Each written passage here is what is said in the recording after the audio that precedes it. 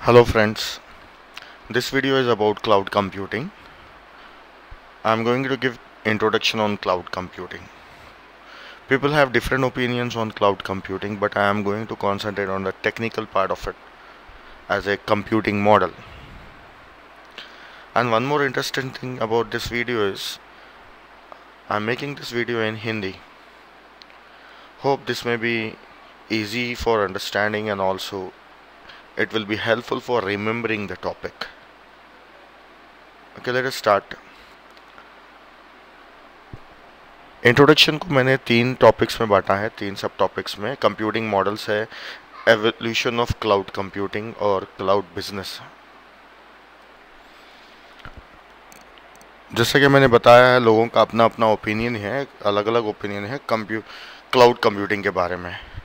तो पहला computing model जो टॉपिक है वो मैं इस वीडियो में कवर कर रहा हूँ. रिमेनिंग 2 टॉपिक्स जो है वो अगले वीडियो में देखेंगे आप. Next, computing model. कई तरह के कंप्यूटिंग मॉडल्स हैं जिसमें मैंने यहाँ कुछ लिस्ट बनाए हैं जो क्लाउड कंप्यूटिंग से रिलेटेड हैं, जैसे कि डेस्कटॉप और क्लाइंट सर्वर, क्लस्टर, ग्रिड. उसके बाद आता है क्लाउड कंप्यूटिंग. हम इनके बारे में एक एक करके जानेंगे ताकि हमको क्लियर आइडिया हो क्लाउड कंप्यूटिंग क्या होता है. पहला है डेस्कटॉप कंप्यूटिंग. डेस्कटॉप यानी सिंगल पीसी, इंडिपेंडेंट और इंडिविजुअल पीसी. ये एक आदमी यूज़ करता है इसको, और इसको कोई नेटवर्क या इंटरनेट कनेक्शन की ज़रूरत नहीं है. सिंगल पीसी से ही सारा काम किया जा सकता है इस पे सॉफ्टवेयर्स इंस्टॉल करके. जैसे ये पर्सनल और प्रोफेशनल यूज़ के लिए आता है, या ऑफिस या डेस्कटॉप पब्लिशिंग के काम में आता है सिंगल पीसी यानी डेस्कटॉप. प्रोफेशनल ऑथर्स, डॉक्टर्स या प्रोग्रामर्स, इंजीनियर्स इसको यूज़ करते हैं. इन कामों के लिए हम तरह तरह के सॉफ्टवेयर्स यूज़ करते हैं. जो सॉफ्टवेयर्स यहाँ मैंने लिस्ट बना रखी है, जैसे कि MS ऑफिस है, ऑटोकैड जो स्ट्रक्चर डिज़ाइनिंग के काम में आता है, मैकेनिकल और सिविल इंजीनियर्स यूज़ करते हैं. Photoshop, Illustrator, graphic designers use करते हैं. 3D स्टूडियो मैक्स जो एनिमेशन के काम में आता है. और रिमेनिंग जो बाकी के सॉफ्टवेयर्स है वो प्रोग्रामर्स यूज़ करते हैं एप्लीकेशंस या वेबसाइट्स बनाने के लिए. तो ये सारा काम सिंगल पीसी से हो जाता है, प्रोफेशनल या पर्सनल वर्क. अब आगे बढ़ते हैं. Client server computing. Client server computing business के लिए इस्तेमाल में आता है. हम कई तरह के कंपनीज़ या बिजनेसेस और बिजनेस ऑर्गेनाइजेशंस में हम देखते हैं जहाँ पर कई सारे उनके एम्प्लॉयज़ कंप्यूटर्स यूज़ करते हैं. जैसे कि मान लो एग्जांपल बैंक ले लो. बैंक में आप कई काउंटर्स होते हैं और वहाँ पर आप देखते हैं कि उनके एम्प्लॉयज़ कंप्यूटर्स यूज़ करते हैं, और वो सारे कंप्यूटर्स कोई ना कोई एक सर्वर से कनेक्टेड है. और अक्सर ये देखा जाता है कि डेटाबेस सर्वर पर रखा जाता है और एप्लीकेशन सॉफ्टवेयर्स क्लाइंट मशीन पे रन होते हैं. ये मशीन्स क्लाइंट एप्लीकेशन रन करते हैं जो ये डेटाबेस सर्वर से डेटा एक्सेस करते हैं. तो ये है क्लाइंट सर्वर कंप्यूटिंग. ये कई सारे बिजनेसेस में यूज़ में आता है, जैसे कि बैंक्स है या रिटेल स्टोर्स है, मार्केटिंग, सेल्स, डिस्ट्रीब्यूशन, तरह तरह की कंपनीज़ है, और वो तरह तरह का वर्क के लिए client server computing model use करते हैं. इनको जो सॉफ्टवेयर्स की ज़रूरत पड़ती है वो accounting, finance, sales, distribution, ERPs की ज़रूरत पड़ती है. ERP जो सॉफ्टवेयर होता है कंप्लीट बिजनेस सोल्यूशन प्रोवाइड करता है और एक कस्टमाइजेबल सॉफ्टवेयर होता है. जैसे कि मान लो बैंकिंग के लिए एक ERP है तो वो कोई भी बैंक के लिए काम में आ जाएगा. जैसा कि HDFC है और ICICI है, इनका काम करने का तरीका तो अलग है, लेकिन वो एक ही ERP यूज़ कर सकते हैं और वो ERP को वो अपनी तरह से कस्टमाइज़ कर लेंगे और यूज़ करेंगे. तो ERPs बहुत बड़े सॉफ्टवेयर्स होते हैं, और ये सॉफ्टवेयर्स जो कंपनीज बनाती हैं और ये सप्लाई करती है वो कंपनीज के नाम यहाँ लिखे हैं. SAP, Oracle Labs, Microsoft dynamics, ये कंपनीज है जो बड़े ERPs बनाती हैं और बड़ी कंपनीज को अपना सॉफ्टवेयर्स बेचती हैं या सॉफ्टवेयर सर्विसेज प्रोवाइड करती हैं. अब हम देखेंगे क्लाइंट सर्वर में एक प्रॉब्लम या एक सिचुएशन जिसका हम सोल्यूशन देखेंगे आगे. मान लो किसी ने बिजनेस स्टार्ट किया और क्लाइंट सर्वर कंप्यूटिंग मॉडल वो यूज़ कर रहा है, कई सारे क्लाइंट्स है और एक सर्वर है। मान लो उसका बिजनेस ग्रो होने लगा तो उसको और भी ज़्यादा क्लाइंट मशीन्स ऐड करने पड़ेंगे, और वो सारे मशीन्स जब ये सर्वर से ऐड होंगे तो सर्वर पर लोड ज़्यादा हो जाएगा। तो जब लोड ज़्यादा हो जाएगा तो हमको दूसरा सर्वर लेना पड़ेगा। तो मान लो एक एग्जांपल लेते हैं हम, जैसा कि एक आदमी है, उसके पास स्विफ्ट कार है और उसकी फैमिली आराम से वो कार में आ सकती है। चलो किसी तरह उसके फैमिली में मेंबर्स बढ़ गए हैं, अब उसको वो कार बस नहीं हो रही है, तो उसके पास दो ऑप्शंस है।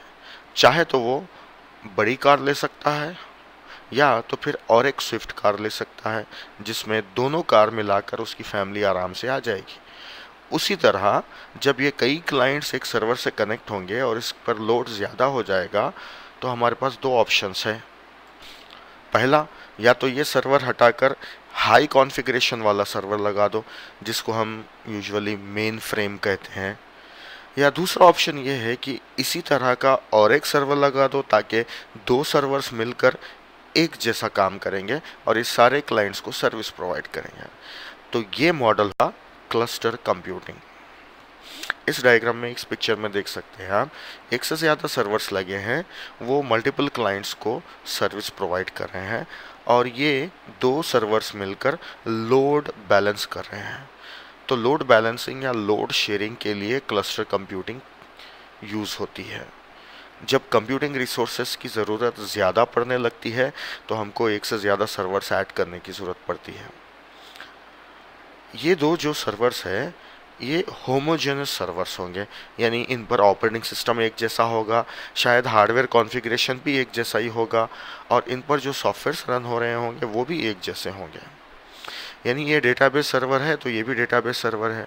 ये क्लाइंट मशीन जब सिर्फ अपना डेटा स्टोर करेगा सर्वर में, वो पता नहीं या ये सर्वर में स्टोर हो या वो दूसरे सर्वर में स्टोर हो, लेकिन ये सारा मिलकर एक कंप्यूटर जैसा काम करेगा सिर्फ। यानी ये सारे क्लाइंट मशीन ये दोनों सर्वर को मिलाकर एक सिस्टम की तरह देखेंगे। नेक्स्ट, कुछ बड़े कंपनीज है जिनको हंड्रेड्स या थाउजेंड्स में ऐसे सर्वर्स की ज़रूरत पड़ती है। तो ये पिक्चर में आप देख सकते हैं कई सारे सर्वर्स लगे हैं और ये सारा क्लस्टर है, यानी होमोजेनस कंप्यूटर्स है, सारे एक जैसे कंप्यूटर्स है, सब मिलकर एक काम कर रहे हैं एज अ सिंगल मशीन, यानी टीम वर्क हो गया है, टीम वर्क। आजकल जो क्लस्टर्स आते हैं इस तरह से आते हैं, अलमायरा में सारे सर्वर्स लगे हैं, सारे सर्वर कंप्यूटर्स लगे हैं। नेक्स्ट आते हैं हम ग्रिड कंप्यूटिंग। ग्रिड कंप्यूटिंग भी एक क्लाइंट सर्वर कंप्यूटिंग का स्पेशल केस है। मान लो एक कंपनी ने अपना ब्रांच स्टार्ट किया दिल्ली में, वहाँ पर उसको क्लाइंट और सर्वर लगाए हैं, यूज़ कर रहा है। उसी तरह उसने और एक सिटी में ब्रांच ओपन किया तो वहाँ पर भी उसको क्लाइंट और सर्वर्स की ज़रूरत पड़ेगी।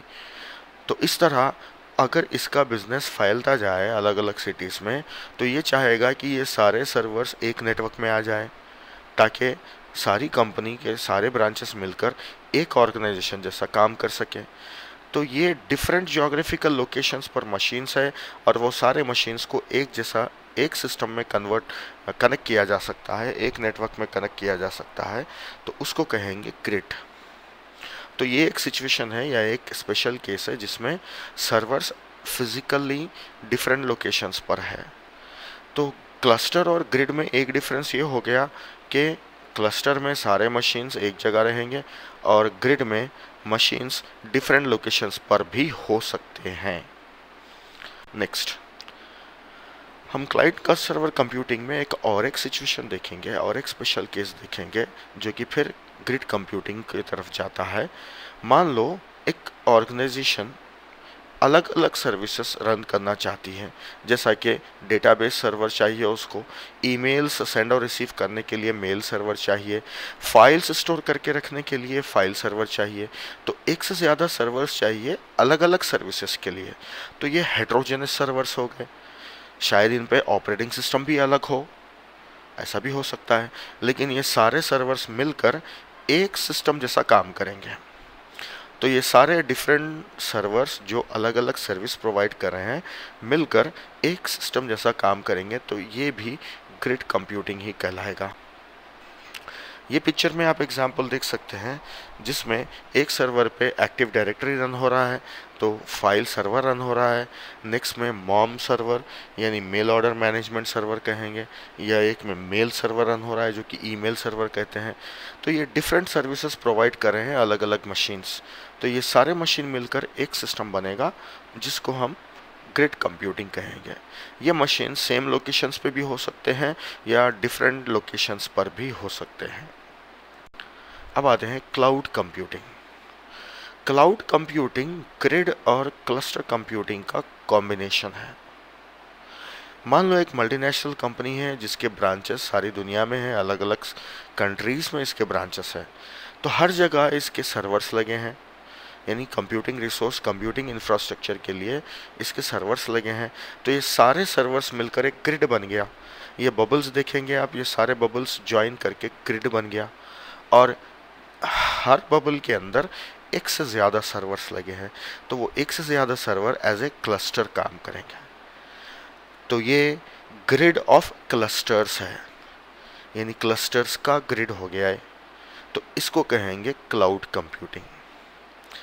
जो कंपनीज जो वर्ल्ड वाइड एग्जिस्टेंस है जिसका और इनका बिजनेस पूरी दुनिया में फैला है, उनको इस तरह का इंफ्रास्ट्रक्चर की ज़रूरत पड़ती है।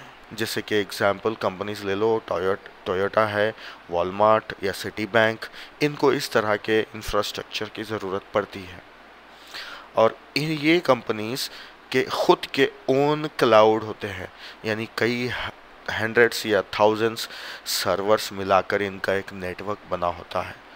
हर सिटी में, हर कंट्री में इनके सर्वर्स हो सकते हैं, और वो सारे सर्वर्स मिलकर एक सिस्टम जैसा काम करते हैं। तो इन पर जो ऐसे इंफ्रास्ट्रक्चर पे जो सॉफ्टवेयर्स रन होते हैं जो इन बिजनेसेस के लिए काम में आते हैं, वो सॉफ्टवेयर ये कंपनीज प्रोवाइड करती हैं। SAP, Oracle app, Microsoft dynamic. इसमें एक बात ये है कि टोयोटा कंपनी ऑटोमोबाइल कंपनी है, तो ये तो चाहेगी कि वो अपने ही काम पर ध्यान दे। वो नहीं चाहेगी कि ये सर्वर्स के पीछे ये अपना वक्त जाया करे या इसके लिए एम्प्लॉयज़ हायर करे। तो ये चाहेगी कि ये काम कोई और संभाल ले। तो हाँ, ये काम, इनका मेंटेनेंस का काम या इंफ्रास्ट्रक्चर सेटअप करने का काम ये दूसरी कंपनीज़ को देती हैं। वो कंपनीज़ है IBM, डेल, इंटेल, HP, सन। तो ये जो कंपनीज़ IBM, डेल, ये जो कंपनीज़ है, ये इनका इंफ्रास्ट्रक्चर मेंटेन करती हैं, यानी इनको टेक्निकल सर्विस प्रोवाइड करती हैं। तो ये है क्लाउड कंप्यूटिंग। तो क्लाउड कंप्यूटिंग कई बड़े कंपनीज यूज़ करती हैं और कई टाइम से यूज़ कर रही हैं। ये कुछ नया टर्म नहीं है, लेकिन कॉमन मैन के लिए नया टर्म बना है। अब ये हमारे लिए क्या मतलब, क्या मायने रखता है क्लाउड कंप्यूटिंग, ये हम अगले वीडियो में देखेंगे। Thank you for listening. Hope this is useful for you.